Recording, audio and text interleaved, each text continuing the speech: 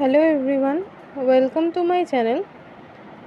Today we will solve this problem of trigonometry. So sin alpha is equal to 2pq by p square plus q square given. We have to find the value of sec alpha minus tan alpha.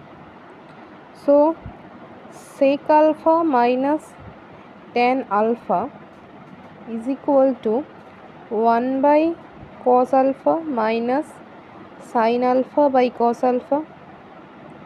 So this is equal to cos alpha 1 minus sin alpha.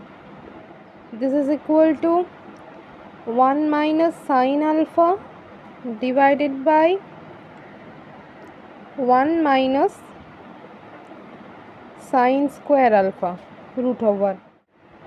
This is equal to 1 minus 2 pq by p square plus q square divided by root over 1 minus 2 p square q square 4 p square q square divided by p square plus q square whole square. So solving this we are getting p square plus q square p plus q square minus 2 pq divided by root over p square plus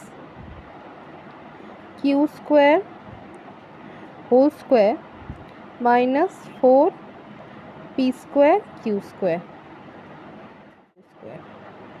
So p minus q whole square divided over of p to the power 4 q to the power 4 plus 2 p square q square minus 4 p square q square.